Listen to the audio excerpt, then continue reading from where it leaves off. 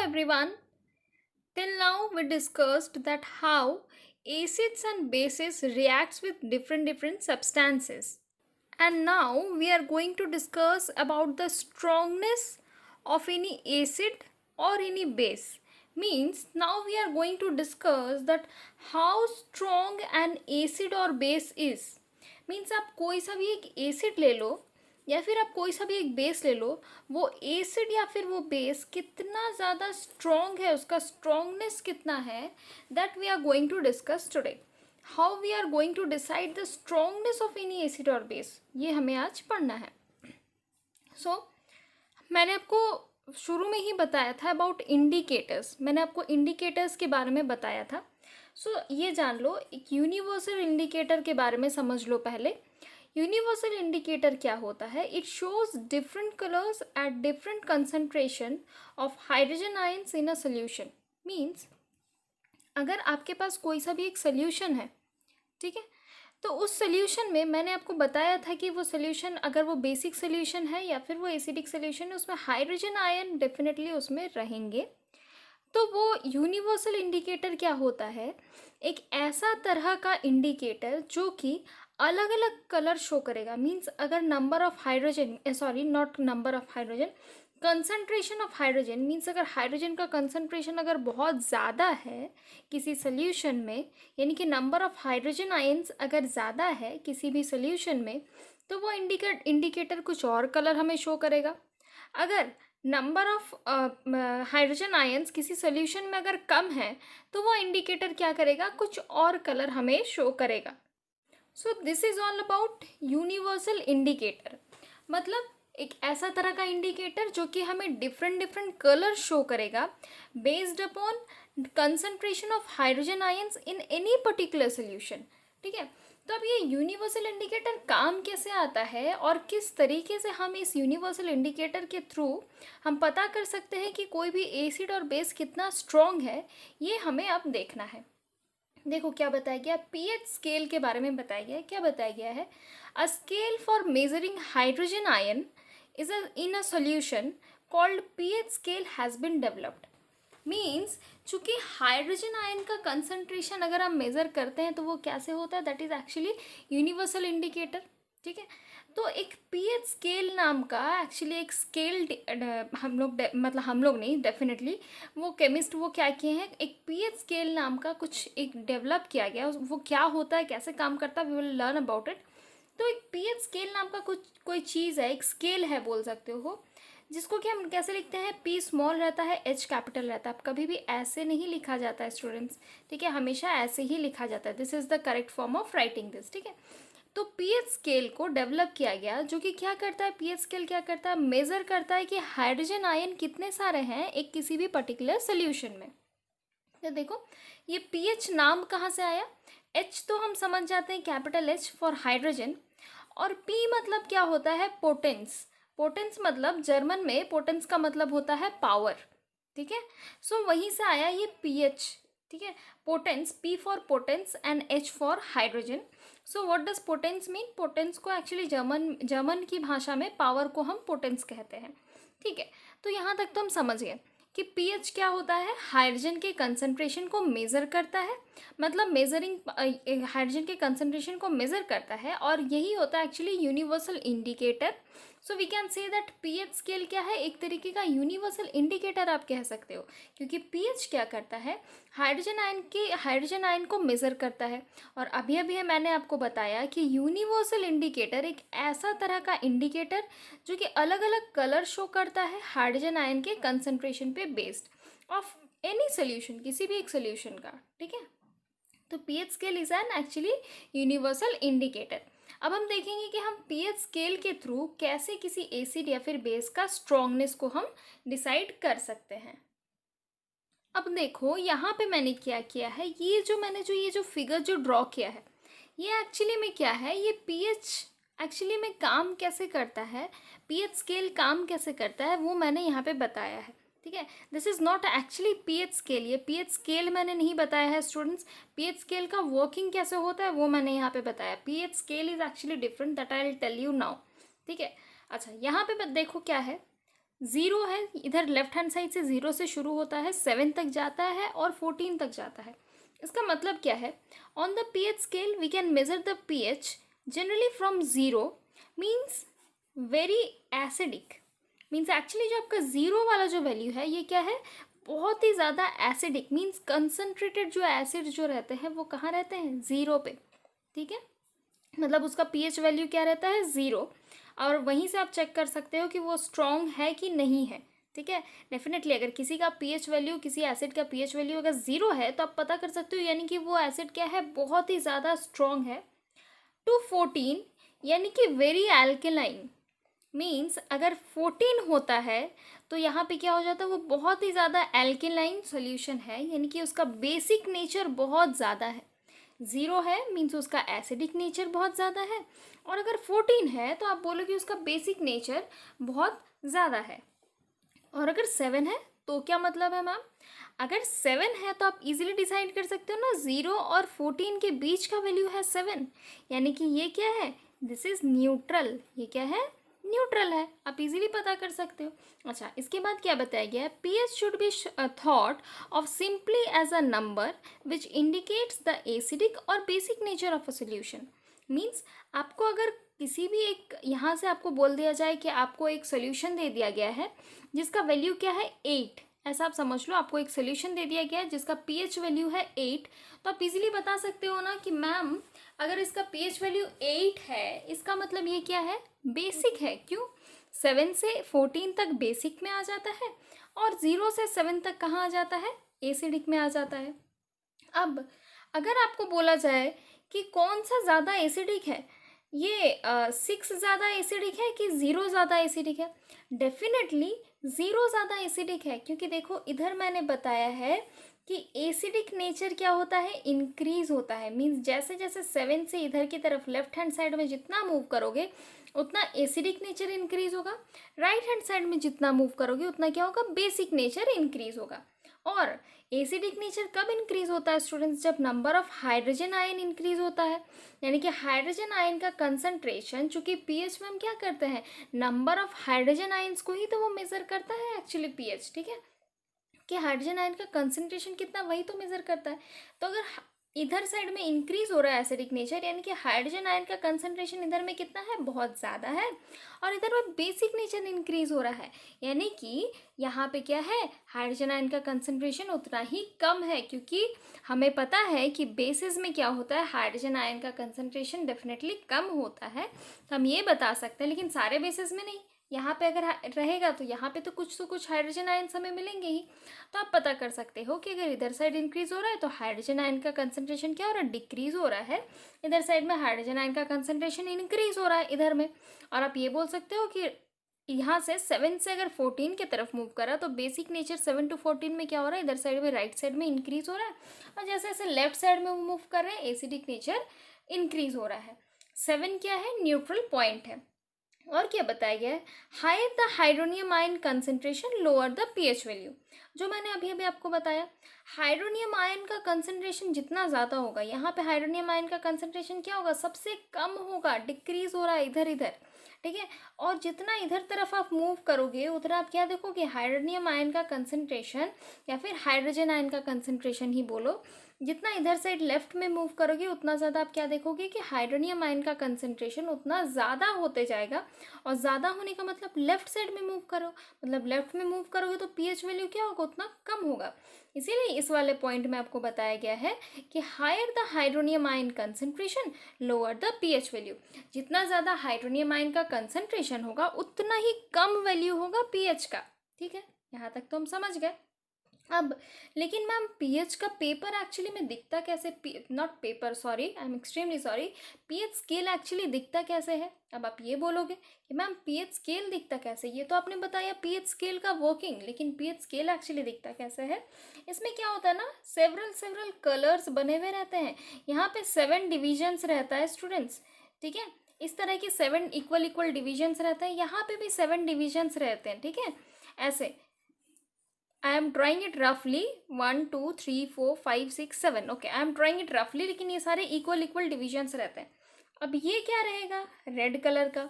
ये समझ लो थोड़ा सा लाइटिश रेड, आप बोल सकते हो इसे orange, then yellow and so on. ये होते होते यहाँ पे आपको क्या मिलेगा, ब्लू कलर का मिलेगा। यानी कि ये इस तरीके का कलर्स हमें मिल जाता है। तो जो भी कलर आता है सोल्यूशन का, आप उसी से डिसाइड कर सकते हो। जैसे कि कोई एक सोल्यूशन जिस पे कि आप पीएच स्केल से मेज़र करना चाहते हो, तो सोल्यूशन का कलर के हिसाब से आप डिसाइड कर सकते हो पीएच इंडिकेटर के हिसाब से कि उसका पीएच वैल्यू क्या है। और पीएच वैल्यू आपको पता चल जाएगा तो आपको पता चल जाएगा कि वो सोल्यूशन कितना ज़्यादा एसिडिक है या फिर कितना ज़्यादा बेसिक है। अगर बेसिक है भी तो कितना ज़्यादा बेसिक है, या फिर अगर एसिडिक है तो वो कितना ज़्यादा एसिडिक है। तो यहीं से हम पता कर सकते हैं ना कि कोई भी एसिड या फिर बेस कितना स्ट्रॉन्ग है, ये हम पता कर सकते हैं using the universal indicator that is pH scale. Is it clear? चलो अब हम बात कर लेते हैं पीएच ऑफ सॉल्ट्स के बारे में। तो पीएच ऑफ सॉल्ट्स यानी कि सॉल्ट्स क्या रहते हैं, हमेशा तो न्यूट्रल रहते हैं। लेकिन पीएच ऑफ सॉल्ट यानी कि अगर आप कभी, मैंने आपको बताया था पहले ही कि अगर आप एक एसिड को और अगर आप बेस को कंबाइन करोगे, रिएक्ट कराओगे, तो what you will get, you will always get a salt. Acid और बेस को कंबाइन करने से हमें हमेशा सॉल्ट ही मिलता है। लेकिन आप यहाँ पे ये चीज़ देखो, ठीक है, इसे आप ध्यान से देखो थोड़ा। स्ट्रॉन्ग एसिड और स्ट्रॉन्ग बेस अगर आप लेते हो, अगर आप एक स्ट्रॉन्ग एसिड और स्ट्रॉन्ग बेस को कंबाइन करते हो, मतलब बहुत ही एक स्ट्रॉन्ग एसिड मान लो 0 वाला और बहुत ही स्ट्रॉन्ग बेस मान लो 14 वाला, ये दोनों का इस दोनों के पीएच वैल्यू के बेसिस पे अगर आप इन दोनों को, अगर इस वाले एसिड को और इस वाले बेस को अगर आप रिएक्ट करवाते हो, तो what you will get, you will get a neutral solution. और न्यूट्रल सोल्यूशन का क्या होता है, पीएच तो हमेशा 7 रहता है, ठीक है, 7, ठीक है। लेकिन अगर आप एक स्ट्रॉन्ग एसिड और वीक बेस लेते हो, यानी कि एसिड का कंसंट्रेशन तो बहुत ज़्यादा है लेकिन बेस का कंसंट्रेशन क्या है, वीक है, मतलब ये वाला और ये वाला अगर आप लेते हो, ठीक है, तो क्या होगा, चूंकि एसिड का कंसंट्रेशन बहुत ज़्यादा है और बेस का कंसंट्रेशन बहुत कम है, तो हमें ओवरऑल क्या मिलेगा, जो ज़्यादा है वही ना मिलेगा, तो हमें एसिडिक सोल्यूशन मिलेगा। और एसिडिक मिलेगा तो ऑब्वियसली उसका पीएच क्या रहेगा, <7। एसिडिक है तो इधर ही आएगा, एसिड का इधर तो नहीं आएगा ना। चलो यहाँ भी हम समझ गए। अब अगर आप लेते हो एक वीक एसिड और स्ट्रॉन्ग बेस, तब क्या होगा, वीक एसिड कहाँ मिल जाएगा, यहाँ पे मिल जाएगा मुझे वीक एसिड। ये समझ लो एक वीक एसिड है और ये वीक एसिड है और हमें चाहिए एक स्ट्रॉन्ग बेस। स्ट्रॉन्ग बेस मतलब आप समझ सकते हो, स्ट्रॉन्ग बेस मतलब इधर से बेसिक नेचर इधर इंक्रीज होता है, यानी कि ये क्या है, एक बहुत ही ज़्यादा स्ट्रॉन्ग बेस है। यानी कि ये वीक एसिड और स्ट्रॉन्ग बेस को अगर आप कंबाइन करते हो, यानी कि एसिड अभी क्या है, बहुत वीक है, और बेस अभी क्या है लेकिन बहुत स्ट्रॉन्ग है, तो इसमें से ज़्यादा पावरफुल कौन है, जो स्ट्रॉन्ग है वही ना। तो बेस स्ट्रॉन्ग है तो हमें क्या मिल जाएगा, बेसिक नेचर मिल जाएगा। और अगर आपको बेसिक नेचर मिलता है तो इधर क्या होगा, पीएच इज़ ग्रेटर देन 7, क्योंकि बेसिक है तो इधर ही में आएगा, तो पीएच इज़ ग्रेटर देन 7। अब हमने समझ लिया कि किस तरीके से पीएच स्केल के हेल्प से हम किसी भी एसिड या फिर बेस का हम स्ट्रॉन्गनेस चेक कर सकते हैं कि कौन सा बेस या फिर कौन सा एसिड ज़्यादा स्ट्रॉन्ग है, एक दूसरे के रेस्पेक्ट पे ये हम चेक कर सकते हैं। चलो तो अब हम बात कर लेते हैं इम्पोर्टेंस ऑफ पीएच के बारे में। मतलब पीएच तो चलो ठीक है, अब हम यहाँ तक तो समझ गए कि मैम ठीक है, पीएच स्केल तो ये काम करता है, ये हमें समझ आ गया। लेकिन क्या वाकई में इसका कोई इम्पोर्टेंस भी है या फिर ये बस ऐसे ही बस पढ़ने के पॉइंट ऑफ व्यू से है, तो चलो अब हम वो देख लेते हैं। Importance of pH in everyday life. PH का क्या इम्पोर्टेंस है हमारे डे टू डे लाइफ में, ये हम समझ लेते हैं। Are plants and animals pH sensitive? क्या प्लांट्स और एनिमल्स जो कि लिविंग ऑर्गेनिजम्स है, क्या ये पीएच सेंसिटिव है या फिर बस ऐसे ही, मतलब इसका कोई ये पीएच सेंसिटिव नहीं होते हैं, बस ये हमेशा कोई भी पीएच में ये सर्वाइव कर सकते हैं? क्या ये दोनों प्लांट्स और एनिमल्स पीएच सेंसिटिव है, ये हमें देखना है। Our body works within a pH range of 7.0 to 7.8, यानी कि हम लोग का जो बॉडी है उसका पीएच रेंज क्या है, 7.0 से 7.8 तक का पीएच रेंज है हमारा बॉडी, यानी कि ह्यूमंस। यानी कि यहाँ से हम क्लियर कर सकते हैं कि ह्यूमन का ये पीएच रेंज है, यानी कि ह्यूमंस जो कि एनिमल की कैटेगरी में आता है वो तो डेफिनेटली पीएच पे बेस्ड है, पीएच सेंसिटिव तो होते ही हैं ह्यूमंस, यहीं से हमें पता चल गया। और क्या बताया गया, living organisms can survive only in a narrow range of pH range. Means living organisms एक बहुत ही narrow range of pH range में सर्वाइव, पीएच चेंज में पीएच रेंज चेंज एक ही बात है, में सर्वाइव कर सकते हैं। मीन्स आप अगर ऐसा समझ लो कि आज आप किसी लिविंग ऑर्गेनिजम्स को 6 पीएच पे रखते हो और आप सोचते हो कि हम कुछ दिन बाद उसे 14 पीएच पे कर देंगे, that living organism will die actually, that will not be able to survive. वो लिविंग ऑर्गेनिज्म क्या होगा, मर जाएगा। कोई भी लिविंग ऑर्गेनिज्म ले लो, let it be a plant, let it be some animal or something, anything else, any living organism cannot survive within a huge range of or huge change of pH range। ठीक है, ऐसा में नहीं रह सकता, तो बहुत ही कम चेंज होना चाहिए पीएच वैल्यूज़ में, तभी वो वो लिविंग ऑर्गेनिज्म रह सकता है। फॉर एग्जांपल ह्यूमन का 7.0 से 7.8 है, मतलब it's not even 7 and 8, it's actually point का डिफरेंस है। देखो तो इतना नैरो चेंज एक्चुअली में होना चाहिए, तभी ही कोई लिविंग ऑर्गेनिज्म सर्वाइव कर सकता है।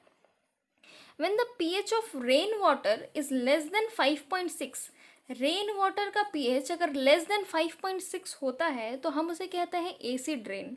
And you all know about acid rain. Acid rain क्या होता है, जब भी बारिश होता है, क्लाउड्स रहते हैं, जब भी बारिश होता है तो क्या होता है, इधर बहुत सारे गैसेस रहते हैं, बहुत कुछ एटमॉस्फेयर में डस्ट पार्टिकल्स रहता है, वो सारे से कंबाइन होके ये रेन क्या बन जाता है, एसिडिक मीडियम बन जाता है, और हम उसे कहते हैं एसिड रेन।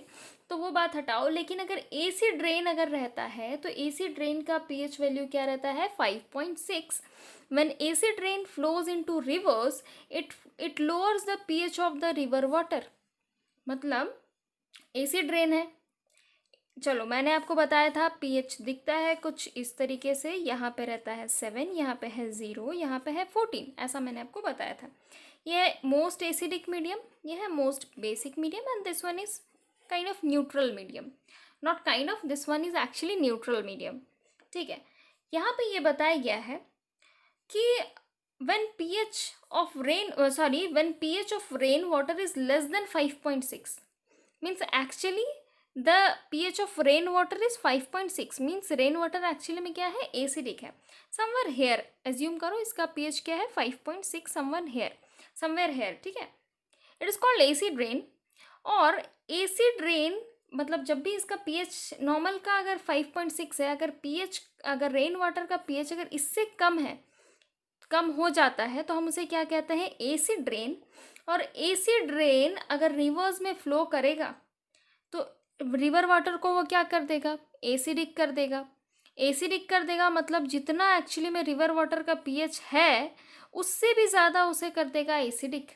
यानी कि और क्या होगा, उसका पीएच क्या होगा, घटेगा ना, इधर से इधर घट रहा है ना पीएच, इधर 7, 6, इधर 5.6, 4, 3, 2, सो ऑन 0, तो पीएच वैल्यू क्या होगा, घटेगा। पीएच वैल्यू लोअर कर देता है, lowers the pH value of river water.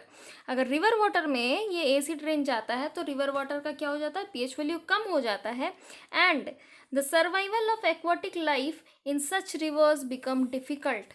और अगर ऐसा होने से क्या होता है कि एक्वाटिक लाइफ, फिश या फिर जो भी aquatic life, aquatic plants and all जो कुछ भी है उस रिवर में, उनके लिए सर्वाइवल होना, अब बहुत ज़्यादा सर्वाइव करना बहुत ज़्यादा डिफिकल्ट हो जाता है।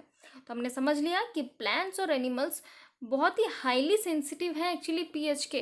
ठीक है, next, acids in other plants, other planets, not plants, acids in other planets. दूसरे प्लैनेट्स में एसिड है भी, एसिडिक मीडियम है भी कि नहीं, ये हम चेक करेंगे। The atmosphere of Venus is made up of thick white and yellowish cloud of sulphuric acid. अच्छा, पीएच का कलर में मैंने आपको बताया कि पीएच स्केल कैसा होता है। इधर साइड आपको मिलता है रेड, ऑरेंज, येलो, इधर आपको मिलता है blue, some lighter shade of blue and so on, इस तरीके से ये चलते जाता है। तो यहाँ पे क्या बताया है, येलोइश एंड वाइट कलर का होता है। Means yellowish and white colour का होता है ऐसा कुछ, येलोइश कलर, यानी कि येलोइश कलर क्या है, इधर साइड का है ना, एसिडिक मीडियम है, हम पता कर सकते हैं यहाँ से। और वैसे भी हमें बताया गया है कि सल्फ्यूरिक एसिड का थिक क्लाउड रहता है, यानी कि आप यहीं से पता कर सकते हो कि ये क्या है एक्चुअली में, एटमॉस्फेयर जो है वेनस का वो क्या है, एसिडिक मीडियम है। और एसिडिक मीडियम में कैसे रहेगा ह्यूमन तो रह ही नहीं सकते हैं, क्योंकि ह्यूमन क्या है, बेसिक मीडियम में रहते हैं। देखो 7 से भी ज़्यादा, या तो 7 यानी कि न्यूट्रल में ह्यूमन रह सकते हैं, या फिर उससे भी ज़्यादा हो सकता है। 7.8। लेकिन एसिडिक मीडियम में तो ह्यूमंस रह ही नहीं सकते हैं। Hence life can not exist in Venus because of highly acidic medium. चूँकि वेनस का मीडियम जो है वो बहुत ही ज़्यादा एसिडिक है, इसीलिए लाइफ क्या हो सकता है, एग्जिस्ट नहीं कर सकते हैं वेनस में। Is it clear?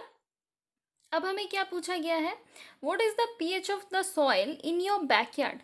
मीन्स जो आपके घर में या फिर जहाँ पे भी आप प्लांट्स वगैरह लगाते हो, आपके आंगन में या फिर कहीं पे भी जहाँ पे आप प्लांट्स वगैरह लगाते हो, उस वहाँ के सॉइल का पीएच क्या है। आप डेफिनेटली वहाँ के सॉइल को लेकर के आप पीएच स्केल से आप उसे टेस्ट करके आप उसका पता कर सकते हो कि उस सॉइल का पीएच वैल्यू क्या है, आप इसे पता कर सकते हो। लेकिन इस सॉइल का पीएच वैल्यू पता करना बहुत ज़्यादा एक्चुअली में मैंडेटरी हो जाता है कभी कभी, क्योंकि जो प्लांट्स हैं मैंने बताया वो बहुत ज़्यादा पीएच सेंसिटिव रहते हैं। तो हर एक प्लांट्स का क्या रहता है, एक स्पेसिफिक पीएच रेंज होता है। सारे अलग अलग प्लांट्स का अलग अलग पीएच रेंज होता है, इसलिए हर तरह का प्लांट हर तरह के सॉइल में नहीं ग्रो करता है। सम plants have like their specific kind of soil is there, no, black soil में कुछ और प्लांट्स ग्रो करते हैं and so on, alluvial soil में कुछ और प्लांट्स ग्रो करते हैं, ऐसा टाइप का होता है ना, ये तो आपको पता ही है।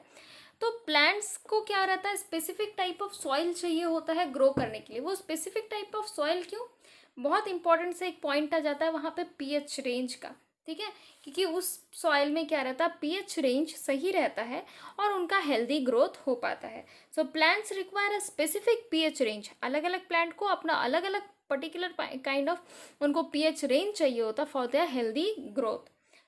And the next thing is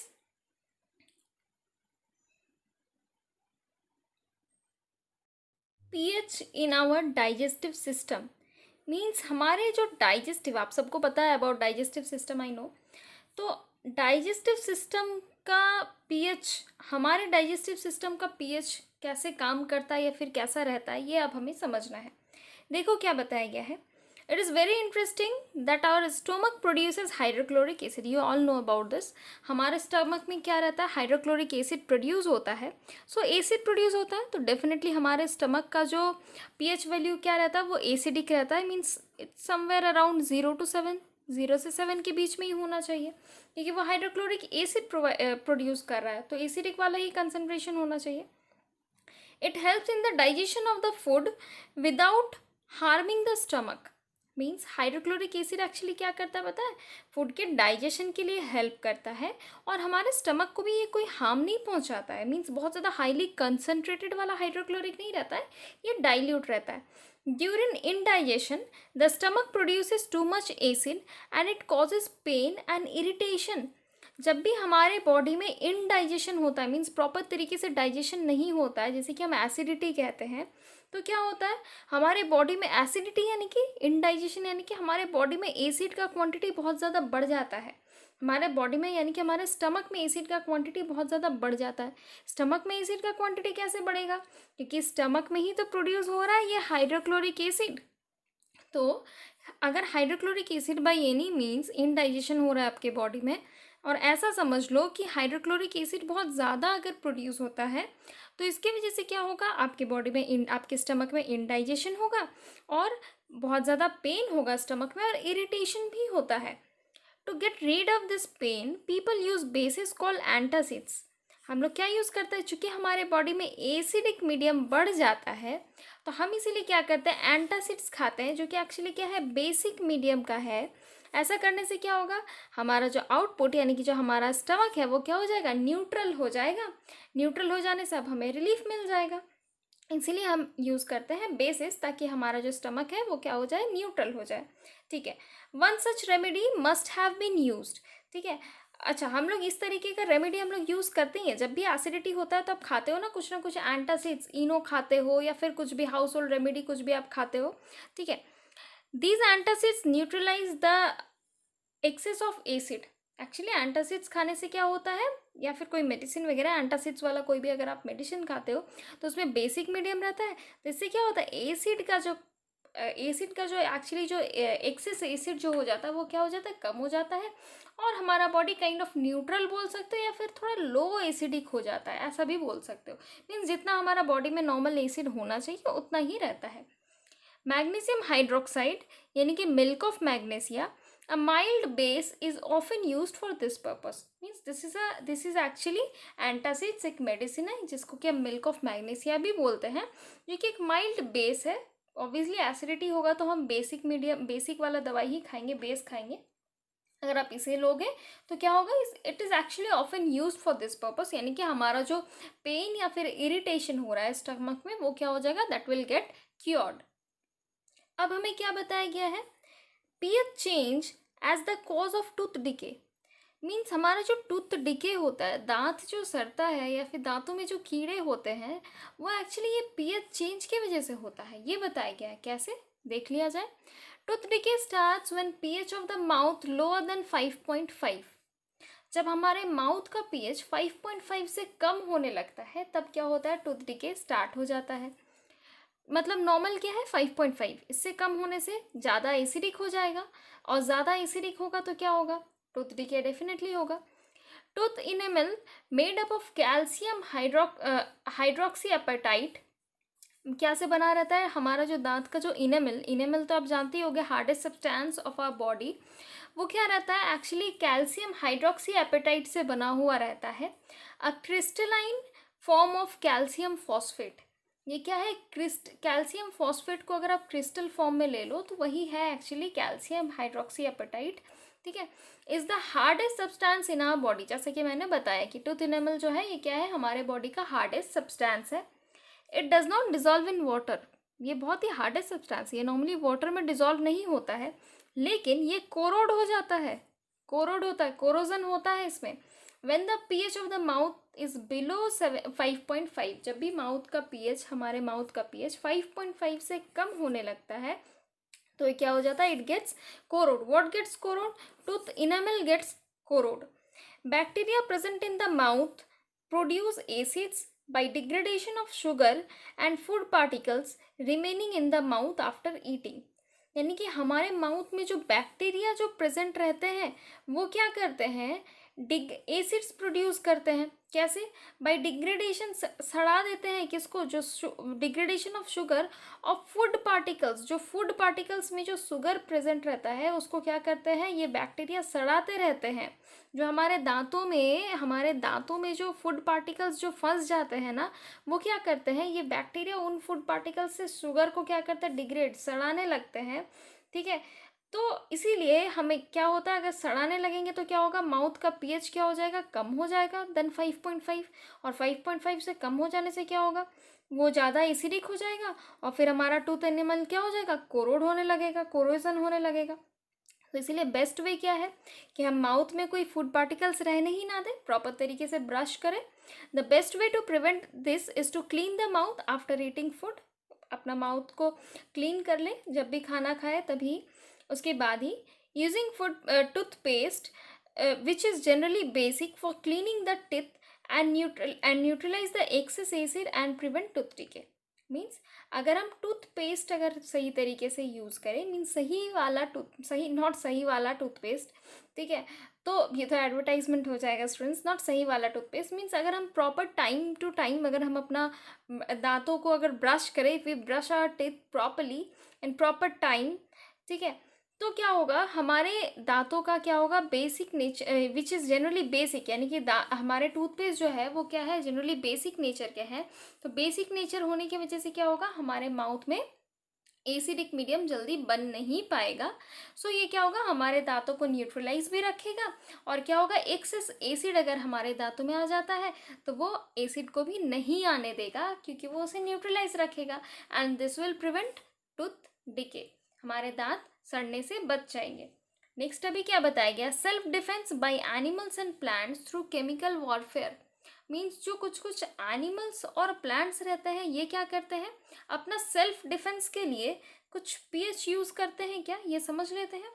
B sting, Honey भी देखे हो, मधुमक्खी, ठीक है, वो क्या करता है, उस आप देखे हो कभी भी अगर आपको हनी भी अगर काटा होगा तो आपको पता चला होगा कि बहुत ज़्यादा लहरता है, फिर बहुत ज़्यादा इचिंग होता है, बहुत ज़्यादा बर्न करता है स्किन आफ्टर वो काटने के बाद. क्यों, क्योंकि उसके स्टिंग में क्या रहता है, एक एसिड रहता है. ठीक है। हनी बी का जो स्टिंग रहता है उसमें क्या रहता है, एसिड रहता है। वो जब भी आपको काटता है तो उसके स्टिंग की वजह से क्या करता है, it leaves an acid which causes pain and irritation. और वो आपको तभी काटता है जब उसे लगता है कि नो, वो अपने सेल्फ डिफेंस के लिए एक्चुअली आपको काटता है, ठीक है। तो जब उसको लगता है कि नहीं अभी मुझे अपना सेल्फ डिफेंस करना चाहिए, then only it bites. And वो इसीलिए वो क्या करता है, वो कैसे वो अपने सेल्फ डिफेंस के लिए एक्चुअली वो आपको काटता है, और वो क्या करता है आपकी बॉडी में ये एसिड छोड़ देता है, जिसके वजह से आपका स्किन जो है वो बहुत ज़्यादा एसिडिक हो जाता है, जिसे हमारा बॉडी नहीं ले पाता है। और इसीलिए हमारे बॉडी में क्या होता है, पेन होता है और बहुत ज़्यादा इरिटेशन होता है, because of that honey bee sting, या फिर एनी बी, कोई सा भी बी आप ले लो, उसके स्टिंग में क्या रहता है, नॉर्मली एसिड रहते ही हैं। सो आई बिलीव कि यहाँ तक के सारे टॉपिक आपको काफ़ी अच्छे तरीके से समझ आ गए होंगे। And if you want to copy down the notes, you can always pause the video and copy it down, or you can also take the screenshot. So अगर आपको हमारी ये वीडियो अच्छी लगी हो तो इसे लाइक करना, हमारे चैनल को सब्सक्राइब करना और शेयर ज़रूर करना। Thank you.